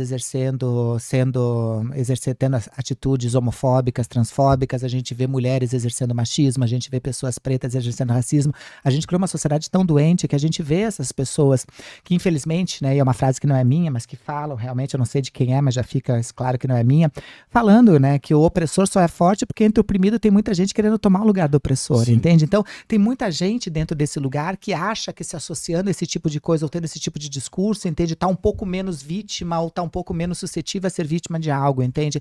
Então, isso acontece no nosso meio, né? Porque vem do nosso meio muitas vezes esse tipo de acusação, entende? Vazia, entende? De pessoas que vão ser a próxima vítima. Sim. Ou estão muito perto de ser a próxima vítima, Nem né? sabe. Do algoz da pessoa querer ser algoz daquela situação, achar que isso, eu tô sendo algoz e vai me liberar, não vou ser menos vítima ou ter chance menor de ser vítima, né? Então é muito cruel isso, entende? E é difícil a gente olhar com humanidade para isso, porque é desumano, entende? Como é que você vai olhar para uma crítica dessa, de uma pessoa que foi violentada, no que ela tem de principal, que é a vida, que é o direito a ser quem é, e simplesmente existir, que é o que a gente faz enquanto humano, existir. E uma pessoa é tirada todo esse direito que você volta a não ter credibilidade do que você pode ser na vida. Você não volta a acreditar no que é uma polícia, você volta a não querer ir mais numa festa e é o trabalho dele de estar com várias pessoas em volta e sempre você vai estar já procurando rota de saída, onde que não Nossa, tem não sei o que quê, que você vive nesse terror, entende? Então, quer dizer, isso não tem preço, entende? E daí você encontra o Ministério Público que diz e compactua com uma atitude dessa, com todos os dados sendo compactuados. Imagina quando você não tem os dados, mas tendo todos os dados, informações, denúncias, vídeos, etc. E mesmo assim, nada é feito, entende? Então, por isso que eu queria saber o teu sentimento, porque não deve ser fácil, né, Gui? Mas é muito bom ver a roda girando, a coisa acontecendo. Por isso, assim, eu tô muito agradecido por vocês trazerem essa troca aqui, o Allen, trazer toda a parte do embasamento técnico que me faltava muito, havia muita dificuldade para explicar de uma forma técnica, e a sua sensibilidade, Maitê. Agora, vamos tornar a coisa um pouco mais leve. Eu quero saber um bate-bola da sua vida. Vai, papum! Não tem mais bola. A vida não tem mais bola. As bolas foram tiradas. Vamos bater outra coisa. Vamos bater outra coisa. As Maitê. bolas não vai rolar. Vamos bater lábios. Se bate lábios, mas não bola. Maitê, um bate-pepeca. Vamos lá. Bate-peca. Bate-peca. Bate-peca. Bate-peca. É o novo quadro. Conta pra gente um sonho. Um sonho. De doce de leite, né? Acho uma delícia. Inclusive, temos aqui. Obrigada, cachorro. Um sonho de doce de leite. Encheu a gente de docinhos de leite. Maitê, um medo que você tem. Medo. Eu tenho medo de parar de acreditar nas pessoas. Morro de medo disso. O dia que eu achar que pessoas não são o que a gente tem de melhor, eu vou desistir da vida. Então, quero continuar acreditando que sempre o copo está mais cheio e que a nossa humanidade é ainda o que a gente tem de melhor enquanto existência nisso que a gente vive, que a gente chama de mundo, entende? Então eu tenho medo. Se um dia eu parar de acreditar, como eu vejo muita gente parando de acreditar em gente, parando de acreditar na política, parando de acreditar nas possibilidades de um mundo melhor, parando de acreditar em transformar sonhos em propósitos, pra mim vai ser como se tivesse me arrancado a vontade de viver. Então eu não quero ter isso na minha vida. Esperamos que não aconteça. Esperamos que não aconteça. E um filme? Ah, tem tantos legais, né? Barbie. Veio na sua cabeça na hora. Tá louca, né? Barbie. Vim todo de Inclusive, ela rosa. tá toda de Barbie. Barbie. Não, mentira. Um filme que eu amo de paixão, que assisto várias e várias vezes, aconselho vocês a verem na Netflix, é Laertice, né? Que é da Laerte Coutinho, Ah, eu já que vi, é é maravilhoso. cofundadora da Transemprego junto comigo, né? Que foi fundada pela doutora Márcia Rocha, que vocês têm que conhecer aqui no canal também. Então, Laertice, assistam Laertice, que é uma história de vida, para mim, é uma das pessoas que a gente tem hoje em dia na contemporaneidade, cartunista da Folha de São Paulo, enfim, de várias coisas. E para mim, é uma das pessoas que eu chamo de irmã e que é das pessoas, das mentes mais privilegiadas. Então, assisto esse documentário dela, porque realmente é um rebuceteio. Uma música. Uma música. Ah, eu tenho escutado muito Lineker, né? Então eu amo tudo que seja de Lineker, né? Mas tenho escutado também Linda Quebrada, tenho escutado MC Trans, tenho escutado Pepita, tenho escutado muitas cantoras trans, Traeme, que é uma cantora maravilhosa que eu tenho escutado, uma jovem cantora trans também que eu tenho escutado. Então eu tenho escutado muito. Na minha playlist hoje de Spotify tem muitas cantoras trans, entende? Então eu tenho dado muita voz para cantoras trans, entende? Principalmente mulheres trans pretas. Eu tenho escutado muito esses gritos que vêm em forma de alerta de como esse mundo pode ser melhor e ao mesmo tempo nos provocando naqueles pontos neurálgicos, dizendo dói, né? Eu falei, então você precisa dessa dor. Então eu tenho gostado bastante disso, né? Então eu tenho escutado bastante. Um momento mais especial da sua vida? O momento mais especial da minha vida foi o momento em que eu decidi que eu não queria mais pensar em suicídio na minha vida, né? Quando eu decidi, e meu pai me falava isso, né? Meu pai me falou uma vez que ele falou assim, olha, suicídio é uma solução definitiva para problemas temporários, né? Uau. E é isso. Então eu entendi que é o bem mais precioso que eu tenho e é com ela que eu vou fazer essas pontes que eu acredito que são possíveis e tudo. Então, para mim, quando eu entendi que, tipo, minha vida é não só importante, mas é talvez a mais importante que eu possa ter criado para criar este lugar, entende? Que eu consegui parir finalmente o ser humano que eu nasci para ser, porque durante muito tempo eu achava que eu não tinha por que ter nascido, né? Tanto que eu queria exterminar com essa pessoa. Então, quando eu descobri que eu pari realmente essa mulher e que hoje em dia eu olho no espelho e falei, olha, Mulherão, hein? pegava se eu fosse lesa. Ainda não sou, mas Vai falei ter quem uma- sabe no futuro. Vai ter uma fila Não. no reality show. Pegava, mandem já os currículos, lembrando, ela está solteira. Então podem mandar e etc. Né? Então acho que esse momento de reconhecer a tua força, a tua potência, e você sentir que, tipo, você não é mais uma, né? Você é a uma, ou uma que falta para que a gente seja essa sociedade melhor, foi muito importante. A única, a necessária para esta mudança, né? Que você não é um grão de areia, você é a areia que falta para que aquele mar seja o mais lindo do mundo, entende? Que lindo. É isso. E qual é o seu lema de vida? Meu lema de vida é ame e deixe viver, entende? Deixe as pessoas serem felizes, entende?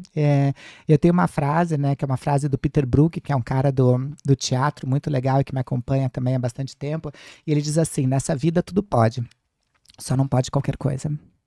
E o qualquer coisa é ser o que as pessoas fazem de perspectiva da gente, de sonho dos outros, entende? Então, seja o que você nasceu para ser, vá parir esse ser humano que você é. E não é fácil parir, porque quando a gente vai parir o ser humano que a gente é, a gente acha que a gente vai ser um alecrim dourado, né? De perfeições, de virtuosas, de coisas boas. E não, a gente vai parir que você vai perceber que você é egoísta, que você tem raiva, que você tem inveja, e que você Você é é humano, somatório, você é humano, tem esse monte de coisas E dentro. você pode sim. E você pode com muita força, sabe? Então Pode, não seja sim. qualquer coisa, não aceite qualquer coisa, sabe? Porque o que eu mais Sim. encontro com as pessoas que eu trabalho, porque infelizmente eu trabalho com pessoas que estão abaladas nessa coisa de acreditar em si mesma, dessa coisa de estima que a gente fala, entende? Então, elas chegam pra mim falando, Maitê, pra mim eu quero qualquer coisa, eu quero qualquer emprego, pode ser qualquer profissão, pode ser qualquer coisinha. E eu falo, não aceite qualquer coisa, porque você não é qualquer coisa. Porque se você aceita durante muito tempo qualquer coisa na tua vida, em pouco tempo você fica se achando qualquer coisa. E a gente vive numa sociedade que nos ensina a ser pouca coisa. Que nos ensina que a gente não pode, que você não vai conseguir, que não é direito teu, que você não tem potência pra isso. É mentira. Mentira, falei? Parou por quê? Porque parou. Parou porque... E a gente vive nessa sociedade que diz pra gente que a gente não pode. A gente pode tudo, que nem eu falei. Só não pode qualquer coisa que aceitar essas coisas que dizem que a gente não pode, né? É isso. Pode sim. Pode Gente, sim. com essa mensagem maravilhosa e cheia de boas vibrações que a gente termina o episódio de hoje. Não deixem de conferir o livro da Maitê que está aqui, olha, a gente vai deixar também um link para vocês na descrição. Segue a Maitê Schneider nas redes sociais que vão estar ali. Você que está procurando um advogado sério, competente, que vai abraçar a sua causa e vai fazer acontecer do jeito mais humano possível, Aqui, procura essa pessoinha, o Arlen, que vai estar também nas redes sociais. Procurem a Arlen. Eu acredito que muitas pessoas devem estar procurando pessoas tão engajadas e com tanta vontade de fazer acontecer. Meu querido, muito obrigado por tudo que você tem feito para mim. Todo o nosso caso de confiança, de força, de perseverança, você tem feito toda a diferença. Sem você, eu costumo falar para você, sem você a coisa não teria ido. Porque eu teria desistido. Então, obrigado por não me deixar desistir. Guigo, a sua causa também é a minha causa. Então, foge também do meu profissional. Vem pro meu pessoal. Então, conseguir efetivar um direito seu é conseguir efetivar o direito de muita gente. Então, assim, o prazer é tudo meu, cara. Lindo. De verdade. Tamo junto. Meu amorzinho, muito obrigado. Você não vai emprestar sua mãe, pra quem precisar de uma mãe incrível que nem a sua, você não vai emprestar? Essa já é minha, gente. É tua de casa de todo mundo, dele, sai, eu ó. empresto. Mas você vai falar para as pessoas seguirem nas redes sociais? Tem que falar agora. Aliás, a gente não deixou isso claro. Agora, porque vocês gostaram da Josi Queiroz aqui, ela vai aparecer. Episódio sim, episódio não, apresentando o Não Pode Mas Sim. Fala assim, ó. Me segue aqui nas redes sociais. Segue nas redes sociais, eu ainda tô aprendendo, viu? Compartilha, dá um like. Toda envergonhada. Obrigado. Pessoal, muito obrigado pela presença. Semana que vem tem mais podcast. E não esqueçam, não pode? Pode sim!